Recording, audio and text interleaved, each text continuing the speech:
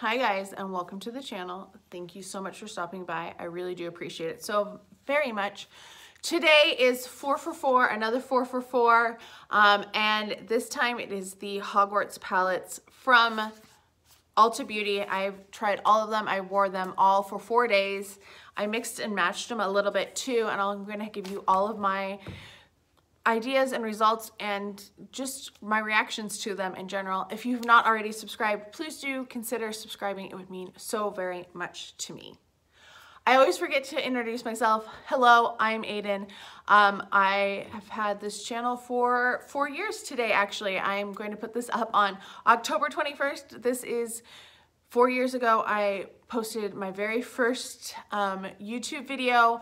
It was an unboxing video. I had been just started watching earlier, I think that year, maybe the year before, and I thought about it and I decided to go for it. So happy 4 years. If you have been here, let me know how long you've been watching or an idea of how long you've been watching. I would really love to know that. So these palettes were available on the Ulta website and they sold out really fast, and they were supposed to come in stores, and it's been such a mess with everything this year that I have no idea if your store has gotten them in. I haven't seen them in my stores. I saw like a couple things. They had the whole display basically empty at one of the stores near me, so I have no idea what's going on. Anyway, these retail for $15 a piece, or you could buy the 4 of them in a set for $50. So you have one for each house. We have Ravenclaw, and inside you have their, like, what they're known for, and then you have the shades. Same with Slytherin. So the artwork, their characteristics, and the palettes, the eyeshadow colors.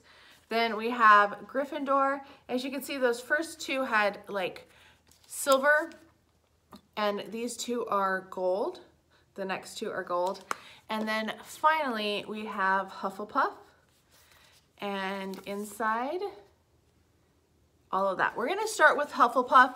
I am going to swatch all of them. I'm going to tell you what the names of them all are and just kind of go from there. So in here, we do have 9 shades. You have Sherbet, Sunset, Lumos, Golden Snitch, Galleon, and Earth. And the bottom row is Honest, Rust, and Burrow. All right, and that's what all of the shades look like swatched. They went on the eyes fairly close to what they swatched. You could shear them out a little bit if you went in with a very light hand, which I had to do for some of them because, like, Honest is not a shade that looks really good on my skin, so that was a little hard. The one thing I will say about this palette is I felt like it could have used a little bit of more difference in colors. Like, I wouldn't have had the, I'm going to turn it upside down because it's easier to hold.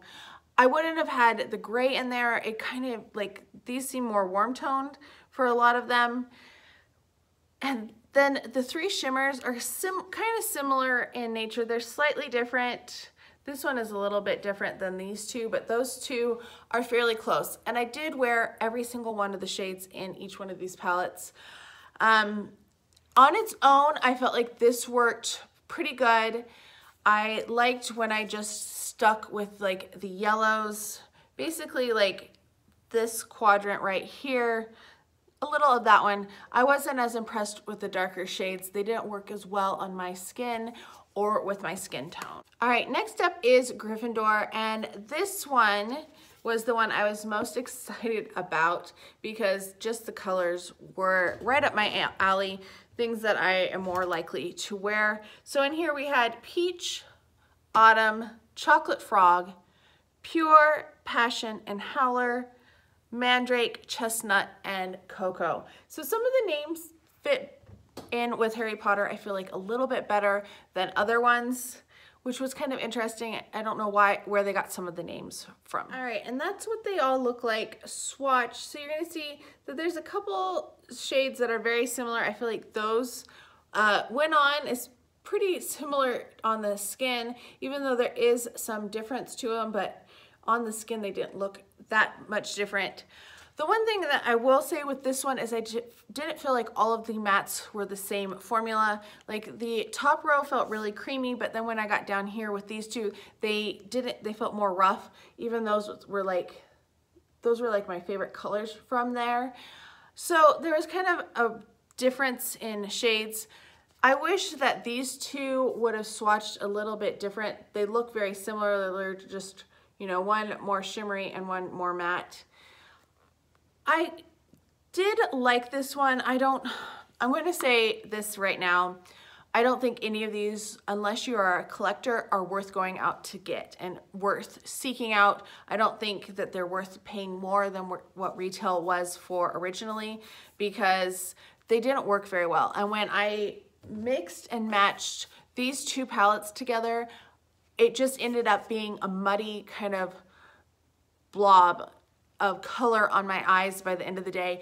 They didn't stay very well. They did better on their own as one individual palette with really trying to get a big difference in shades between each one, but I was not really impressed with either of these. More impressed with this one slightly because I did get a little bit more variety, I feel, of looks from this one than from this one. Because this color scheme just didn't work as well. But I don't think either of them were outstanding palettes, and I was kind of disappointed in how they performed because I've had some good luck with Ulta eyeshadows in the past. Moving on to Slytherin. These are more cool tone palettes, which makes sense for what the houses are and what their color scheme is. So for Slytherin, you have Pebble, Fluffy, and Moon, Baron, Herb, and Elm, Ivy, Toad, and Black Lake. Now I do tend to really like green shades, so I was excited to play because there are those three really pretty green shades, and then that silver looked really pretty as well. All right, so that's what they all look like swatched. For me personally, I'll turn it this way so you can see it a little bit better in order.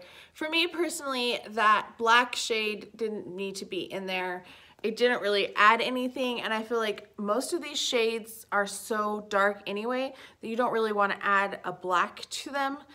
It wouldn't help, and I feel like the shimmers would muddy if you tried to overlay them with the black just because of the formula. I did like some of these shades. Like I said, the shimmers are probably my standouts. So I did like that silver. It looked really pretty. I liked these two greens over here that were the shimmers. And this one even here was okay, but I felt like I didn't get mid-tone colors in here. It's, you know, you have your shimmers, a couple light shimmers that you can do a pop on the lid, but there's not really, like, these are not exactly mid-tones, and then you have the darker. So I felt like it was really hard to get distinct looks from it that didn't look a little crazy for me personally. Like if you have a darker skin tone, maybe it wouldn't look as crazy. Maybe you are more used to wearing greens and that type of stuff. Like I know some people that I follow here that do those type of looks and they look beautiful and they work even though they have like my skin tone. But I don't do that type of makeup, like, and I have a different undertone too, I think. I think they must do a little bit better with the greeny type tones. Right, the final palette is Ravenclaw. I got a little dust on the back. And in here, this is like the blue palette, which makes total sense because their color is blue. And in here you have Natural, Fang, Bo Baxton's, which is weird. Like, why would you put that in a house? Like, that's a different school than Hogwarts. Anyway, Hedwig, Pigwidgeon, Ghost, Bark, Pixie, and Twilight. All right, so that is what they look like swatched. I think this might be my second favorite palette just based on the color story and how well they perform. So this one I did feel like I could get a few more looks from because I did have a good transition color. I could kind of make this one, I mean the gray would have worked if it wasn't me as a skin tone, but I love the shimmers in here. All five of the shimmers are just really beautiful. This one is beautiful. The Hedwig is really pretty. It's a little flaky. I'm getting flakes of it down my arm. the Pixie, oh my gosh, I loved Pixie. I liked Ghost, that one right there at the top. And even this Twilight, it was really cool as an effect. Like you could do it just a little bit in the corner. But I did like this one. I did try to mix these two palettes to kind of do the same thing that I did with the Hufflepuff and Gryffindor. And I did encounter some of the same problem. It just muddied into a big old mess. So I don't feel like these really work if you try to mix and match palettes, which is weird because you think that they would, but I don't know if it's the formula is too similar or the colors were just too similar between the palettes. But I was hoping that I could get a mix and match look, and that would be kind of cool and give you a better range because there's more transition colors in some than in others, but it didn't really work out. So if I was gonna rank them, I would put Gryffindor in first just because I like the color story. Then I would put probably Ravenclaw. And then the other, Slytherin and Hufflepuff, I would have tied. I don't think they're terrible, but I wouldn't recommend getting them. I don't think that they are really worth seeking out. If you're in store and you see them and you want them, that's one thing. But, you know, going on Mercari, I've seen them on Mercari. They pop up all the time. I have a search for Sephora Disney stuff, and I get Harry Potter Ulta all the time, and I'm like, they're not the same. They're so different. So I don't think that they're worth seeking out or buying on the secondary market. I think they're cute. My pants are covered in Hedwig, which is kind of appropriate. Too soon? So yeah, I don't think that they're super worth it. I'm glad I have them. I think what's gonna happen is I'm gonna put them back in that little container that they came in so you could see all four of them, the faces of it. I think I'm gonna put them back in there and just display them that way instead of actually wearing them, which makes me a little sad because I was hoping to wear them and be excited about them, but I don't feel like there's something that I need to keep out because I have better performing palettes already. Let me know if you've tried these, what your thoughts on them are, how your experiences have been with Ulta brand makeup in general. I hope you are all having a fantastic day. Thank you so much for watching. If you have not already subscribed, please do consider subscribing, and I'll talk to you guys next time. Bye.